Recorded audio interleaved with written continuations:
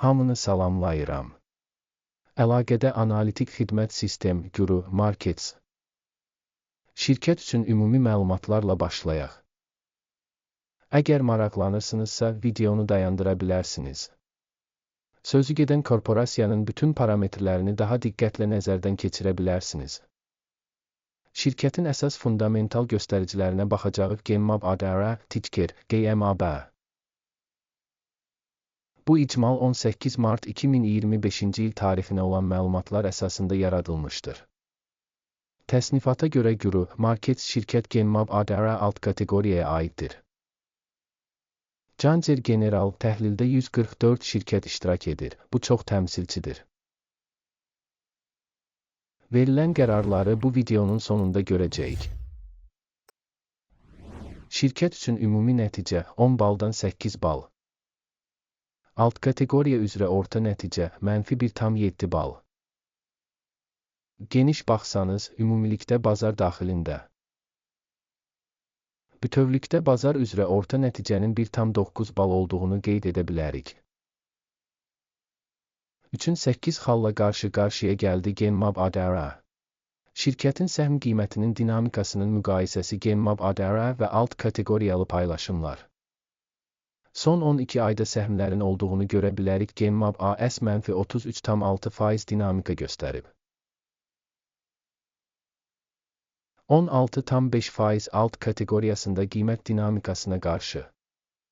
Bu mütləq heç nə demək deyil, amma bu faktı nəzərə almalısınız. Şirkətin bazar kapitallaşması GEMMAB ADR 13,23 milyard dollardır. 146 milyard dollarlıq alt kateqoriyanın bazar kapitallaşması ilə. GEMMAB AS 9,43% paya malikdir və alt kateqoriyada orta şirkətlərdən biridir. Şirkətin balans kapitallaşması 5,9 milyard dollardır. Alt kateqoriyanın kapitallaşması isə 56 milyard dollardır. GEMMAB AS 9,164% pay təşkil edir. Birjanın işğal olunmuş səhmlərini və balans kapitallaşmasını müqayisə edərək aşağıdakıları görə bilərik. İşğal olunmuş pay GEMMAB ADR alt kateqoriyada bazar kapitalizasiyası üzrə qiymətləndirmə 9,43% təşkil edir. Balansın kapitallaşması 9,164% təşkil edir. Bu, bazar dəyərinin payından 1% çoxdur. Şirkətin bazar payının və alt kateqoriyanın balans kapitallaşmasının qiymətləndirilməsi, yaxşı, 1 bal. Təşkilatın borc öhdəlikləri 0,153 milyard dollar təşkil edir. Maliyyə öhdəliklərinin balans dəyəri kapitalın 3%-ni təşkil edir. Şirkətin borc səviyyəsi üzrə nəticə, çox yaxşı, 2 bal. Şirkətin bazar qiymətinin mənfəətə nisbəti 11,7-dir. Alt kateqoriyada orta qiymət 0-dır ki, bu da alt kateqoriyadan xeyli yaxşıdır. Alt kateqoriyadakı şirkətlərlə müqayisədə şirkətin bazar dəyərinin mənfəət göstəricisinin qiymətləndirilməsi, çox yaxşı, 2 bal. Son 12 ayda mənfəət 1,133 milyon dollar olub. Növbəti 12 ay üçün proqnozlaşdırılan mənfəətin ilkin olaraq 1,139 milyon dollar olacağı gözlənilir. Bu, hazırki göstəricidən 0,5% çoxdur. Alt kateqoriyadakı şirkətlərlə müqayisədə proqnozlaşdırılan gələcək mənfəətin qiymətləndirilməsi. Yaxşı, 0,5 bal. Şirkətin dəyərinin gəlirə nisbəti 4,2-dir. Alt kateqoriya üzrə orta göstərici 7,6 təşkil edir ki, bu da alt kateqoriyadan 45% aşağıdır. Alt kateqoriyadakı göstəricilərlə müqayisədə şirkətin bazar dəyərinin onun gəlirinə qiymətləndirilməsi. Yaxşı, 0,5 bal. Son 12 ayda gəlir 3,120 milyon dollar olub. Növbəti 12 ay üçün proqnozlaşdırılan gəlirin ilkin olaraq 3,140 milyon dollar olacağı gözlənilir. İndikindən 1% çoxdur. Alt kateqoriya şirkətlərinin fəaliyyəti ilə müqayisədə proqnozlaşdırılan gələcək satış həcmlərinin fəaliyyətinin qiymətləndirilməsi. Yaxşı, 0,5 bal. Marja 36,3%, alt kateqoriya üzrə orta göstərici -65,5% təşkil edir. Alt kateqoriya üzrə orta göstərici ilə şirkətin göstəriciləri arasındakı fərq 101,8% təşkil edir. Alt kateqoriyadakı şirkətlərin göstəriciləri ilə müqayisədə marjinallığın qiymətləndirilməsi. Yaxşı, 0,5 bal. Alt kateqoriyada işçilərin sayına görə şirkətin payı 5,792% təşkil edir. Bu, bazar kapitallaşma payından 56% azdır. Bu, şirkətin cari mübadilə qiymətinin balanssızlığını əks etdirir. Genmab ADR daha çox yenidən qiymətləndirməyə doğru. Şirkət işçisinə düşən bazar kapitalının məbləği $4,929 min bərabərdir. Alt kateqoriyada isə $3,157 min var.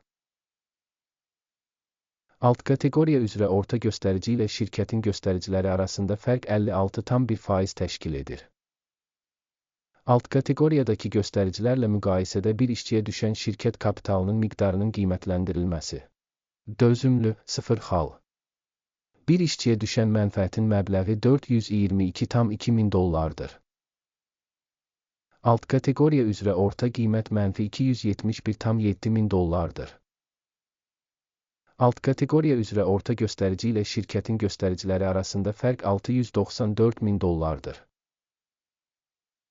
Alt kateqoriyadakı şirkətlərin göstəriciləri ilə müqayisədə bir işçiyə düşən mənfəətin qiymətləndirilməsi. Yaxşı, 0,5 bal. Şirkətin bir işçiyə düşən satış həcmi $1,163 min. Alt kateqoriyada $415 min.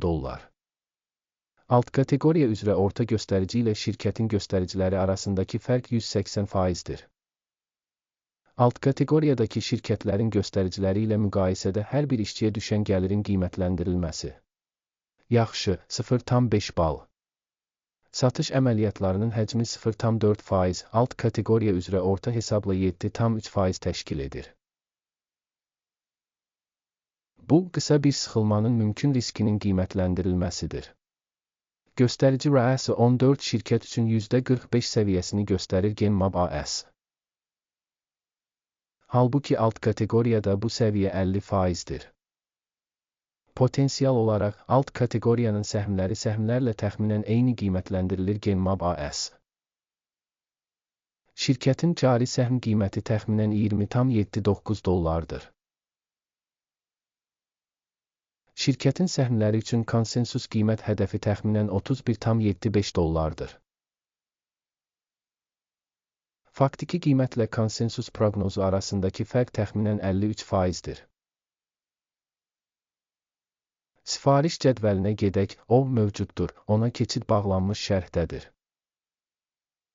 Sifariş cədvəli bu mövsüm səhm qiymətləndirmə məlumat və istinad sistemi tərəfindən açıq şəkildə qəbul edilən bütün qərarları ehtiva edir. Guru, Markets.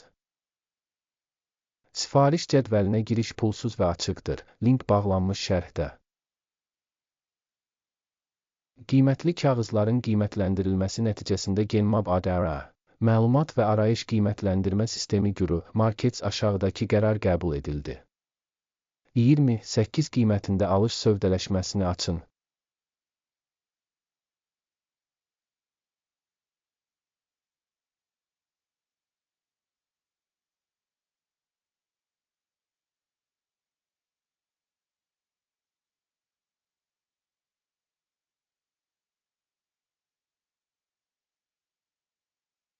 Şirkətin qiymətləndirilməsi qiymətləndirmə modeli, AKİMin indeksi əsasında aparılmışdır.